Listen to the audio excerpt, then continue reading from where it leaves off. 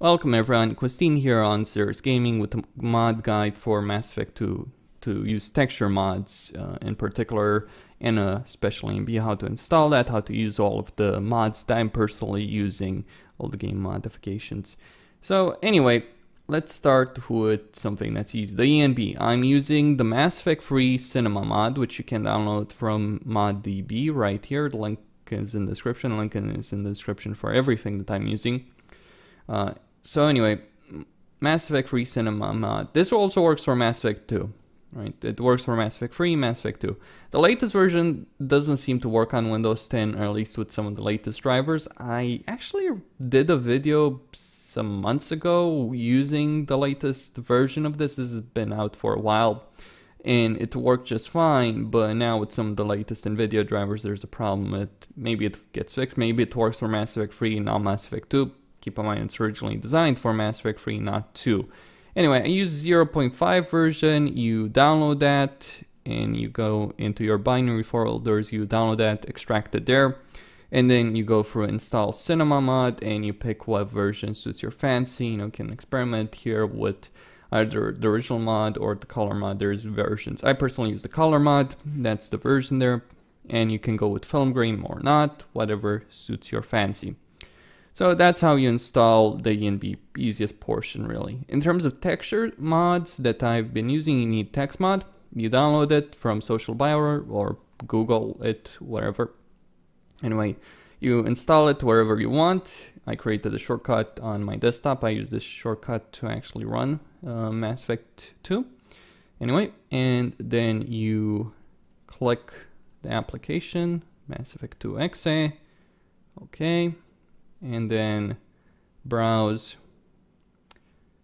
for whatever texture files you're using. I have Cerberus loyalty here, custom table, custom Normandy map, much higher textures there.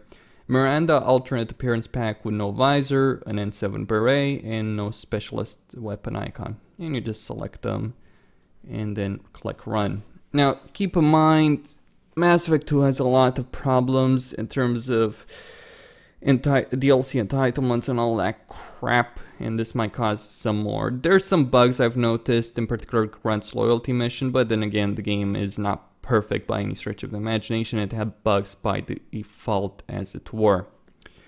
Another thing you can do is reduce the loading times by quite a bit, but that's a bit of a hassle actually to do. Basically, you find all of these load files, and then you switch them. Like you back them up, and then you make a copy of one that's very short out of them, and replace them with that. I'll provide a link in the description where you can download a bunch of files to replace them. Back them up. You could do this for DLC as well, but strongly recommend against messing with any of the DLC files because you will have authentication issues, right? With that, because that's how the authentication. The authentication, by the way, in terms of Mass Effect 2 is bad. It's archaic. It doesn't work quite well. It has a lot of problems with it. So anyway, that's one of the things you do there with texture mod. The Beret is a bit more complicated. So in terms of the Beret, you need to actually edit some of the game files, the coalesced editor. You don't need that. You can download it, provide a link in the description, and you open it. Now this will back up your file, so no worry there, though you might want to back it up yourself before making some crazy edits. Now there's a couple of things here, but in terms of a helmet, what you want to do, link is in the description. I'm just gonna reload this.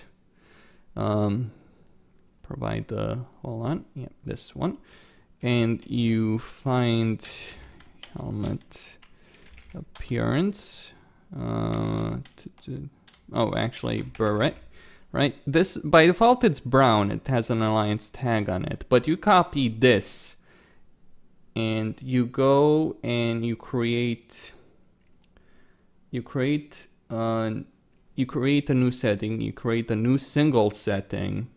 Right, the mod for the Beret that's here has one of these files already edited with the Beret working, so no problems there. If you want to get that file, it will work, no problems. You just get it, you take it into it's not cooked PC, it's config if I'm not mistaken.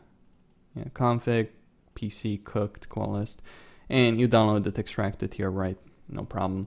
But anyway, you create a new setting here, a single setting which is gonna be called, well, this is basically all that you care. The ID, you can have that whatever you want. I personally use 5. If you want to have more, there's a bunch of options here for various elements. I personally went with 5. It works just fine.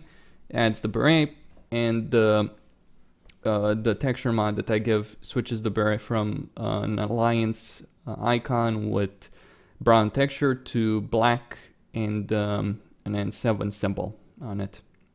So that's how it works. Now in QualStNE you can actually do a bunch of stuff. So let's say you want to give your class, right? You want to give that custom weapons. You can, for instance, do that, which is what I've personally done.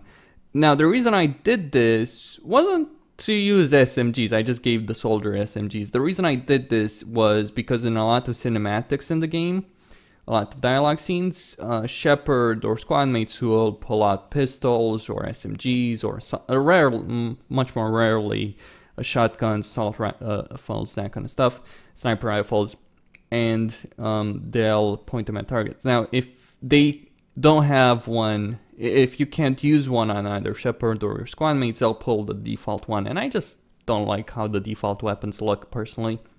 So I just switched this so that I have the Locust SMG on Shepard. Now on Shepard, you go to player loadout info, and you find a class, engineer, adept, sentinel, infiltrator. Could have played Vanguard, given it all the soldier weapons, for instance. It would have worked. I kind of regret actually that I didn't do that, but I didn't want people accusing me of being a cheater. Anyway, so you give them those weapons. Now in terms of squad mates, you find the one that you want. So for instance, Fane, Tali, Samara, Morden, Miranda, Jacob, and you add the weapons to whatever. Personally, I've only added weapons to those that I'm using the most. Like say, Garrison's Aid, I've given them SMGs and pistols. For some reason, when I messed with Tali's file, she got an... Actually, it's not this one. Hold on a second. It's Henchman loadout. Yeah, Henchman loadout. Yeah. So this is it. Like for some reason, even though it's not mentioned here, she gained an assault rifle. I'm not quite sure what's causing that, but something definitely is. It's not mentioned. Not a pistol, heavy pistol, shotgun, right? She should only have SMGs, shotguns, and pistols, but she has an assault rifle. I don't know why. I haven't added it there. Anyway, yeah, you can cause problems messing around with this, so you just kind of keep that in mind. For Zaid, you need to create a new setting, new single setting, and just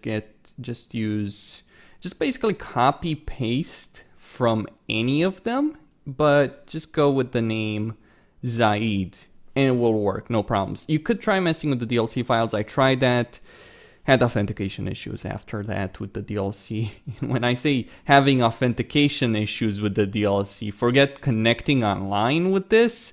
That's a whole saga in itself with the DLC connecting online. Oh, even if you're using a crack, you'll have problems with that. So yeah, that's all that there is to say on that subject. So if you want Zaid, custom weapons. On top of that, you can also modify difficulty settings in terms of enemy HP, your squad mate accuracy. There's a bunch of stuff that you can experiment here. So for instance, if I look at game difficulty, right, there's a bunch of stuff around here.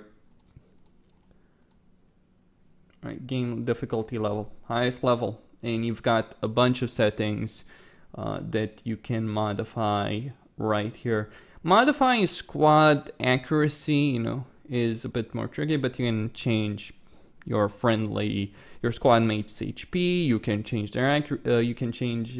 their power usage, etc., etc. Plenty of stuff that you can mess around with in these files. I wouldn't necessarily recommend you do that. You can really break the game if you fuck too much with this. Like, this is a crucial file for the game, and it's something by the way, you can do Mass Effect 3 as well. Oh, one final thing, scars, right? So, say for instance, you're like me, you like having the scars, but you don't want the glowy eyes. Well, that can be done. You search scars, and you find whatever one you want, the level that you're looking for. So for instance, I'm full renegade, so I will have scar level 4 or 5, right? But I don't want the eyes, so in order to not have the eyes, you find this line. This is for male.